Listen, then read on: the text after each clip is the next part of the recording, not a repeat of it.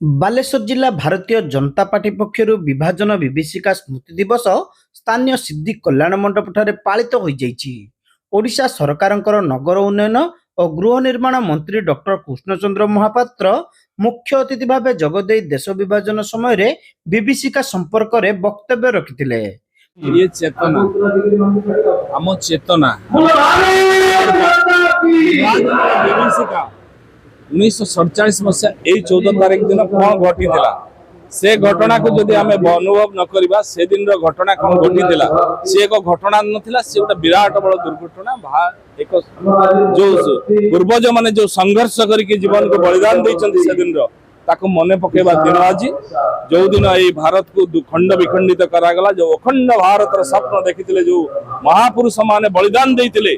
से बलिदान रो मूल्य कौन मिलला ताहा आज स्मरण दिन से बलिदान निजर किसी स्वार्थ को हासिल करबा पाए राजनीतिकरण करी धर्म आधार रे भारत को खंड विखंडित करागला और तार परिणाम स्वरूप आज भली दिन रे अगस्त 14 तारीख 1947 मसीहा भारत पाकिस्तान जो भाग है पाकिस्तान रे थिबा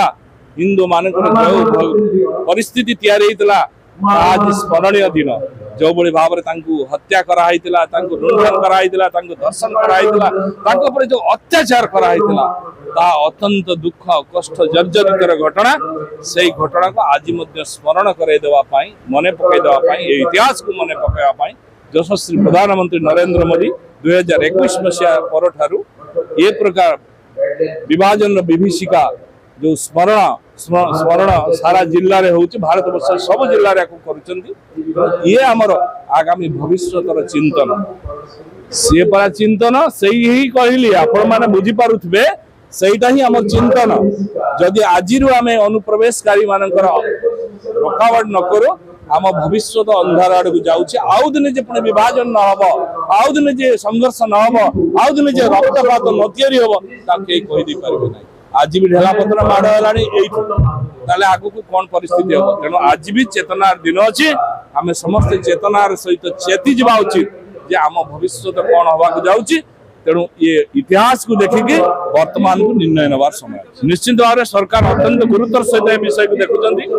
तेणु सब बॉर्डर लाइन रे सक्रिय कराई प्रशासन को पूरा ध्यान पूर्वक देखा सर्वे खूब जल्दी आर प्रतिकार आपण मैंने जानते वेस्ट बेंगल में कौन सरकार चलती उद्बोध कर केंद्र सरकार गुरुत्व सहित विचार कर सरकार माननीय मुख्यमंत्री मोहन माझी गुरुत्व विचार सहित बालेश्वर लोकसभा सांसद प्रताप चंद्र षडंगी मुख्य वक्ता भाव जगदे देश विभाजन समय विभीषिकार रूप संपर्क में विस्तृत भाव आलोचना करने सहित युवपीढ़ी आमर इतिहास सत्यता विषय जानिबा सह ए स्मृति दिवस पालन करने दरकार बोली वक्तव्य कहते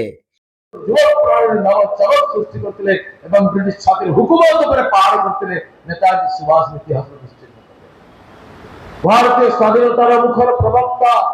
राष्ट्रपति श्री अरविंद इतिहास उठे जाएगा चंद्रशेखर आजाद भगत सिंह खुदीराम बोस दिनेश गुप्ता विनय बोस बादल बोस राम प्रसाद बिस्मिल्ला प्रीतिलता देवी स्वर्णलता देवी अस्फाकुल्लाह खान बाघाजतीन को इतिहास उठे जाएगा बोलो भाई माने प्रेरणा आसीबा कोठू अब सामने रखी दियागला लुटेरा बदमाश गुंडा देशद्रोही मान को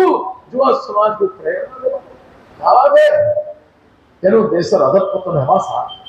जो देश युवा समाज देशभक्ति जो देवे नहीं से राष्ट्र पुनरुत्थान संभव भारत गोटे वामपंथी मान द्वारा परिचालित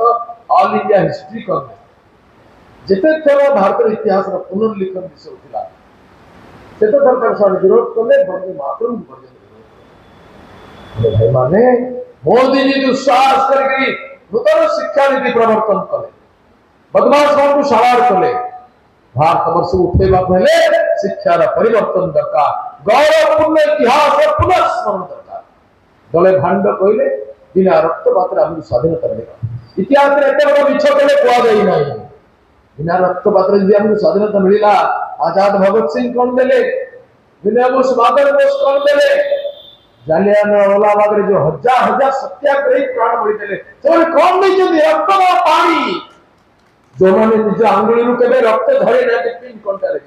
जेल खाना रे मौसी मस पी की राजनीति मंदिर सौभाग्य लाभ करछथि ସେମାନେ ରକ୍ତର ମୂଲ୍ୟ ବୁଝି ପାରିବେ ନାହିଁ। ଭାରତ ବର୍ଷକୁ ସ୍ୱାଧୀନତା ରକ୍ତ ଦ୍ୱାରା ମିଳିଛି, ରକ୍ତ ବିନିମୟରେ ମିଳିଛି। ଭୋର ଭାଇମାନେ କଳା ପାଣିରେ ଯେଉଁ ଅସଂଖ୍ୟ ନିର୍ଯାତନା ସହ ଦେଶପ୍ରେମକୁ ଦିଆଯାଇଥିଲା, କାହାର ନଖ ଉପାଡ଼ି ଦିଆଯାଇଥିଲା, କାହାର ଦେହ ସାରା କଣା କରି ଦିଆଯାଇଥିଲା, କାହାର ଚାବୁକରେ ପିଟିକି ଆହତ କରାଯାଇଥିଲା, କାହାର ରକ୍ତ ଝରେଇକି ମାଟି ଉପରେ ପକାଯାଇଥିଲା, ବୀର ସବରକରଙ୍କୁ ଅସଂଖ୍ୟ ନିର୍ଯାତନା ଦିଆଯାଇଥିଲା। ତାକୁ ପାପୀ ମାନେ ବୁଝିଲେ କି ପଡେ। ଭାରତ ବର୍ଷ କୌଣସି ଦେଶର ରାଜକାକା ନୁହେଁ, କାହାର ପୈତୃକ ଜମିଦାରୀ ନୁହେଁ। हिमालय कुमार का पर्यंत विस्तीर्ण नहीं रे मुर्षि बंधनिया अर्जुन कुंभरा भगवती भारत माता जार बंधना राम कृष्ण अर्जुन व्यास बुद्ध समस्त। राज्य सरकारी दलर उपमुख्य सचेतक तथा रेमुणा विधायक गोविंद चंद्र दास, सदर विधायक मानस कुमार दत्त, नीलगिरी विधायक संतोष खटुआ प्रमुख एथिरे सम्मानित वक्ता भावे जोगदे देश विभाजन समय विभीषिकार कराल रूप संपर्क में स्मृतिचारण करथिले। 14 तारीख को आम समस्ते उपलब्धि करूँ जोपरी भाव में विगत दिन से 1947 मसीहा अगस्ट 14 तारीख जो मैंने देश को विभाजन कर जो कांग्रेस सरकार से आज जातीय कथा कहते आम हिंदू मुस्लिम आमर भारतीय जनता पार्टी संघ को कहते आम करें मन पकड़ा पड़ो से अगस्ट 14 तारीख जो विभाजन कथा को भूल नहीं। स्वाधीनता एवं स्वाधीनतार पूर्व दिन ये विभीषिका मन पकड़ ये दिवस आमर जदि इतिहास पृष्ठा को आम जदि उल्टेवा कौटी ना कौटी देखा कि अखंड भारत माता को जो स्वाधीनतार आड़े भारत को विखंडित करागला आम तो कहीपर कि किसी शहीद माने स्वाधीनता भारत स्वाधीन भारत लड़ुले आउ किसी पूंजीवादी सामंतवादी माने भारत माता को खंड खंड करने चुक्ति देखुले आज मन पकेबार दिवस अच्छे स्वाधीनतार लेलियान शिका तले जो माने शहीद होती नमन करिवार समय अच्छी और स्वाधीनता को वास्तविक जो माने हमको भेटी देचंती तांको आळरे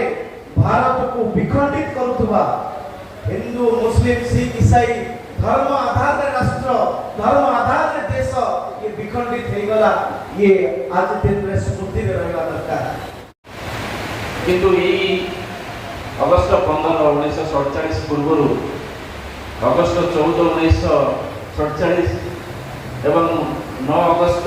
1942 ये तीन दिन महत्व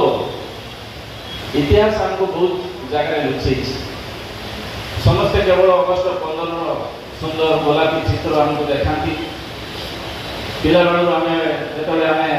इतिहास पढ़ू से केवल अगस्त 15 पढ़ू आम समस्ते खुशी होगा जे आमर भारत वर्षर यशस्वी प्रधानमंत्री नरेंद्र मोदी शासन काल भारत वर्ष जो प्रकार भाव में राष्ट्रप्रीति और राष्ट्रभक्ति और देशभक्ति जातीयतावाद जो नारा जो प्रकार प्रखर